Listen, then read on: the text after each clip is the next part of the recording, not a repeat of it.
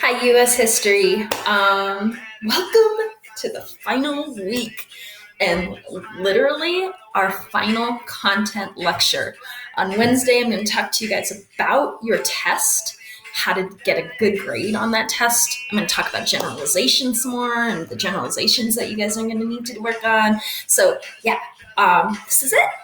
We are nearly there. Think of it like if you are a track athlete, we are in the last 50 yards of that race. Okay, so keep it up. Playing a little Eve 6. Okay, some early 2000s music for you this morning. So I'm going to jump out here and show you some stuff about week 10. Um, so on our week 10, our participation is just a little goodbye note to me. If you want to write something to me, that's fine. I will, kind of be not really going hard on the participation points this week just because let's just finish this thing up. So Monday, we're watching this lecture about the civil rights ideology, and then you have one assignment. Okay, one assignment before we go into our test. It's an assignment that I will grade, give you points for, but I think it's a great one to kind of finish out, especially because what's crazy about this is that during the quarantine, our first assignment was remember that we did a Foursquare about the dropping of the atomic bomb, one of our first assignments. This one is a Foursquare, and we're going to do it about the civil rights movement leaders, Martin Luther King and Malcolm X. All right, so let's get started with our lecture. Not too long of a lecture today. We have some short slides. You do want to write these things down. You want all of these notes with you when you take your final test. So it's not a hard final test, especially if you have those notes, okay? All right, so let's go ahead into the civil rights ideology. And what I mean by civil rights ideology is this protest for civil rights, for rights for all minorities, particularly Blacks in the United States, wasn't a protest that just was like, let's get together and hold a bunch of signs. No, this was very planned.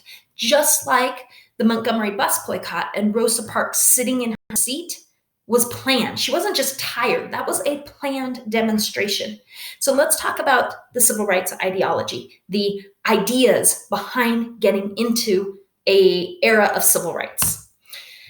So a lot of these ideas, and I'm going to move my face since I don't need to be right on top of Martin Luther King there.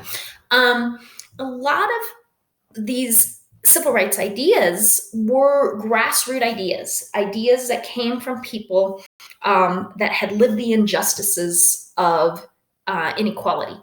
And Martin Luther King was one of the grassroots leaders. The Reverend Dr. Martin Luther King, he had a PhD in theology, okay, which is the study of religion.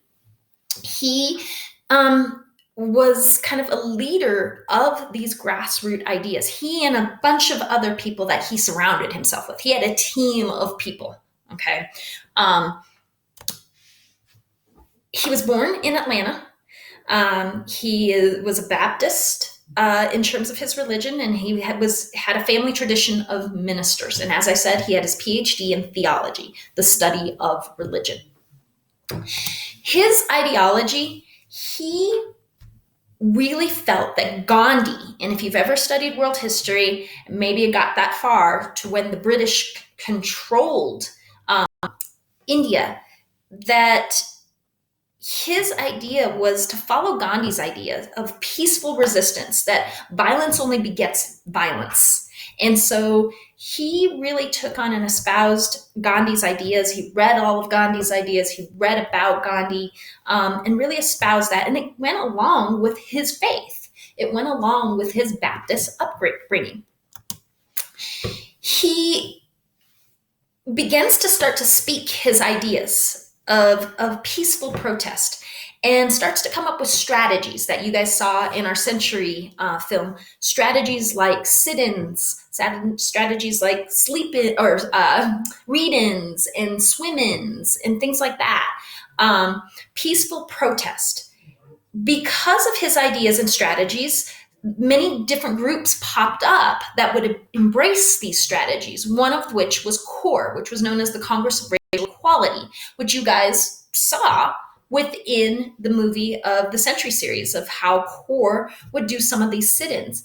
There was also SNCC, the Student Nonviolent Coordinating Committee, which was a younger group, mostly coming out of high schools and colleges, of people that were trying to do these peaceful protests for equality. And then, of course, the Freedom Riders, the mobile desegregation groups. There's so many really good movies that you guys could watch on this if this is something that interests you. Whether it's Selma, which is the most truthful of the stories that are out there, came out recently in the last 2 years. It is about Martin Luther King's march. Definitely one I'd recommend. There's a more lighter hearted one that I would love to show in class, but unfortunately, we just didn't have the time. I'm glad we even got this far in history, and it's called Freedom Song. Great movie. If you've ever seen things like The Long Walk Home with Whoopi Goldberg, that's about the Montgomery bus boycott. You can watch some of their that are more thriller type, that are talk about the violence that Blacks face and why they were fighting for equality, in movies such as Burning Mississippi or Ghosts of Mississippi, which is about the death of Edgar Mevers. So there are tons of movies out there that are great movies to watch about the civil rights movement. Even movies like The Help. Okay. Martin Luther King was assassinated April 4th, 1968. He was one of the last end of the major assassinations that happened in the 60s. Lots of major assassinations between JFK, Malcolm X, Martin Luther King, Robert Kennedy, which would be in the early 70s. He was assassinated as he was leaving his hotel room in Memphis, Tennessee, to go speak to a major group of a union of basically civil workers. And whether that assassination was tied to white supremacist groups, which that is what it's believed, Martin Luther King was speaking his mind. Martin Luther King was not someone who's going to sit by idly and watch his people be denied the freedoms that the Constitution gives. And so Martin Luther King raised a lot of ruckus, but because he was peaceful in his protest, it was really hard for people to target him in ways that would get other people to sympathize with them targeting him. So Martin Luther King's approach, a peaceful pacifist approach, was one way that people really empathized with the plight of inequality of the minorities in the United States. So that was King. And I have for you guys, I want you to watch a 7-minute video of Martin Luther King's speech at the March on Washington, one of the many marches that he led, great peaceful march. That is kind of the example. It typifies Martin Luther King's leadership in the civil rights movement. I encourage you to watch it. I encourage you to listen to it, what he says and the words that he says. Normally what we would do in classes, we would watch it. I would have the actual transcript of it, and we would break it apart.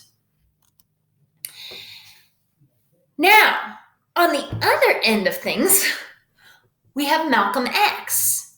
And Malcolm was nothing like Martin Luther King, with the only aim being equality. But we're going to see here in a second, Malcolm had a few different ideas. So Malcolm was born in Omaha, Nebraska. He was born the son of a Baptist minister, but unfortunately his father died when he was a child. He was a delinquent child. He did not have the strong upbringing that Martin Luther King had, probably why his ideology was a little bit more extremist. So basically, Malcolm Little, born Malcolm Little, he began to see that his identity was a fake identity as a United States citizen.